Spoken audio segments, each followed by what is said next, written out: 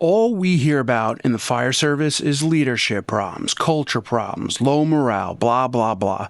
And we discuss it so much on the podcast, but people still ask us to talk about it. And I think I figured out the missing puzzle. People don't know how to communicate. We all get these grand ideas about how to be better and build up our departments, but it falls flat. So I'm going to put out videos like this on any topic you guys want us to discuss that has to do with communication. And today's topic will be on delegation.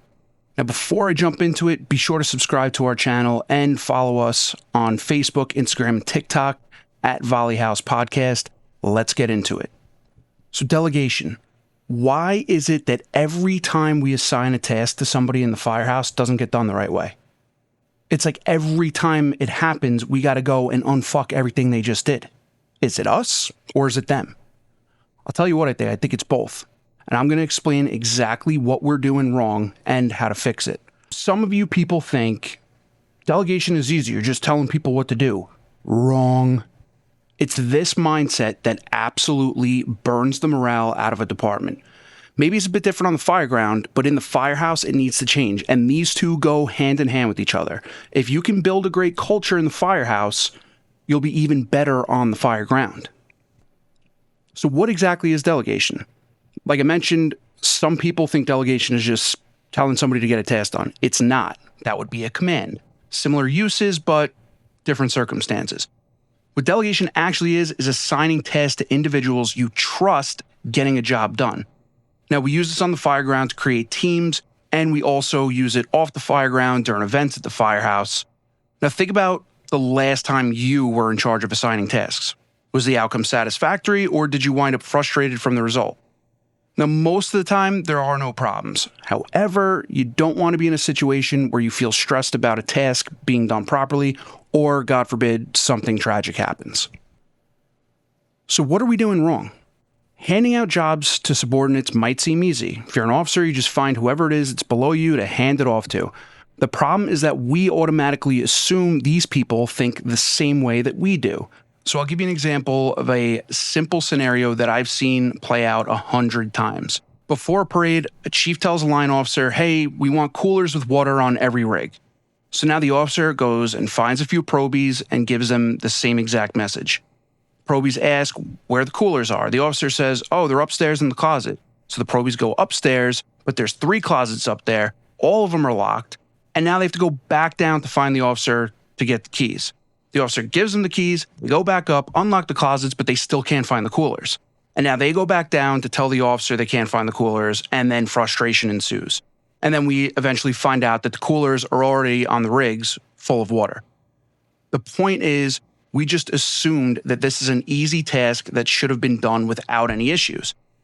But maybe if you asked somebody you trust that's known for being the guy that takes care of the coolers and those types of things, maybe he would have told you, oh, no problem, I already got it done. Now, a scarier example, which is one of the most common traditions in the fire service, is giving the new guy the hydrant assignment. Why would we put the most inexperienced firefighter in the position of one of the most important tasks on the fire ground? Sure, maybe he's done it at drill a few times and it's a fairly simple job, but what if that hydrant is broken? Does this probie know what to do next? Does he know how to communicate the problem over the radio? Will he panic?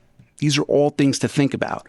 So with these few examples in mind, let's break down exactly how to delegate properly so you don't have to stress about the task at hand. The art of delegation. Yes, there is an art to this. When giving someone a task to complete, you need to make sure that they understand the reason behind it. Clear directions, and your tone needs to be in the form of a favor. So to some extent, that means simple tasks as well. So imagine you tell somebody to go clean off a table, but you say it like, hey, go clean off that table. It's not a terrible way to say it, but the person you assign it to might do a half-assed job at it. Now, this likely won't happen, but when it does happen, it creates a little tension. And the problem is that small things like this will create more and more tension as time goes on, and then this leads to bigger or larger conflict down the road. If we take this same example and use our tone in the form of a favor while giving clear directions and an explanation, the job will get done properly. It would sound something like this. Hey, can you do me a favor and clean off the table over there and wipe it down? We have 2 more guests coming and we need a place for them to sit. Now, this does a few things psychologically. First, when you ask as a favor, it's giving the person the feeling that they're trusted and they won't want to let you down. Second, by giving them clear directions, they know exactly what needs to be done. And last, they're going to put a little bit more effort into cleaning that table because they know 2 guests will be seated there. These 3 ingredients are the way to properly delegate.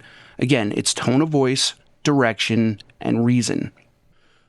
Now, sometimes when you give someone a job to do, after using these tactics, they still might not understand it.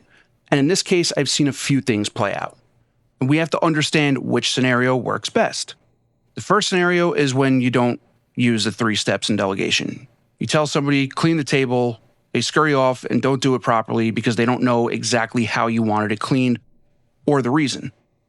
The second scenario is when you did ask them the right way, but they still don't fully understand the task, and now you get frustrated with them because you have to explain yourself. When this happens, it's just as bad as the first scenario. Now, the third and better scenario is when they do ask you for further directions and you explain to them what you need done in an upbeat tone, and then confirm it with them. And it would sound something like this. They ask, okay, how do you want me to clean it? You reply, if you could just take the garbage off and then grab the spray from the kitchen counter, wipe off the table, that would be great. Cool? Now they have even more clear directions. Now, let's be honest, you shouldn't have to go into great detail with someone on how to clean a table. This is just an example to show you how delegation works. So now that we understand this, let's talk about more complex situations and how to choose the right person for a job. Let's talk about strengths and weaknesses. So delegation isn't just about giving somebody a job to do. Some people are better at certain tasks than others, and we have to play to those strengths. I mentioned earlier about giving the probie the hydrant assignment, but what if you had somebody on your crew that's done it a bunch of times already and knows what to do in case of a problem? That's the person you want to assign to the hydrant. If you're riding in the front seat of the rig on the way to a fire, the crew in the back is your responsibility. Some of us have riding assignments, but the officer in the rig should be looking back and taking a look at who's back there and figuring out who the best person for each job is. And you should also have a good idea of what they're capable of. The other part of this, which you're more likely to see in a volunteer department, is knowing what these people do outside of the firehouse. This goes for any scenario. If you're on the truck crew, you might want the guy who does roofing to be your roof man. If it's the engine crew, maybe you get the guy that works out all the time as the backup man on the line. Are you at an oil burner emergency? Maybe the probie works as an oil burner tech. Get him in there. This is why regular conversations in the firehouse are important. The more you learn about members, the better you can play to their strengths when responding to emergencies. And the same goes for weaknesses. Sometimes there are firefighters that aren't great with heights. And if you're looking at your crew to figure out who's going to do OV, maybe that's not the guy you want on that team. These are all things to consider. And after all, the whole point of delegation is asking the right people to perform a task that you can't tend to. All right, so use these tactics to make less stress for yourself and your department as a whole. That's all for this video. If you guys have any other tips or questions or other communication topics you'd like me to hit on, drop them in the comments below and I'll catch you on the next video.